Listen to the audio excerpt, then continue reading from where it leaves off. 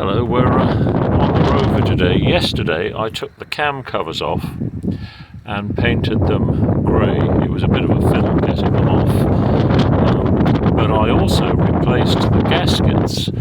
Here are the original ones, or the ones that were on the car, rubber ones, and I've put cork ones in. And the reason I've put cork ones in is I've had better results with them on the X19, but also when I took them off, you see, there's metal inserts where the screws go in.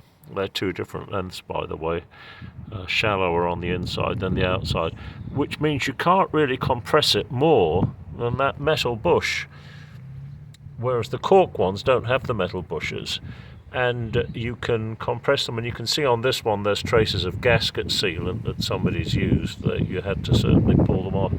So although they were the better idea for a while, I think the rubber ones, I think the cork ones might be better. I mean, they're not leaking. There's a few grubby marks on where I was putting the screws in. It was a fiddle taking this one out. I had to move the alternator back out of the way, but I got them out without taking the carburetors off, just the elbows, and put a new fuel filter in, oil filter of course, and I'm going to go for a drive later on over to St Column and have my ears cleaned up. I haven't changed the tappets because the car's running really well, and you know that sort of if it isn't broken, don't fix it sort of thing. And so I spoke to Mark Gray, who's the expert on these, and he said, no, leave it, it's just a bit of tapping, because I was going to have to disconnect the hoses and all the rest of it and pull the inlet manifold off, so I'll leave it until it needs doing. That's my advice to myself, which I seldom take. But anyway, it looks better with the new paint on the cam covers. It's not the exact Rover grey, but it looks cleaner. And it's not been pimped, I've not painted it orange or something like that. That bracket for the old fuel filter, I think I'll get rid of that. That doesn't need to be there, does it? But anyway, there we are. I took my own advice. It's strange weather today. We've got a easterly, but it must be a southeasterly because the wind isn't penetrating like it was yesterday when I was working on the car. There's a mildness to it.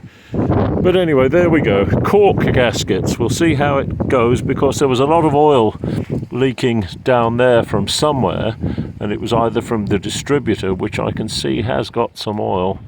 Perhaps that needs coming out and a new seal for that. But it might well have been coming from these as well. And I got the proper oil. I'll show you. It's, again, Mark Gray recommended this, and it's Halford's oil. And he said it might be the old Duckham's, but it's a lot less expensive. Here we are.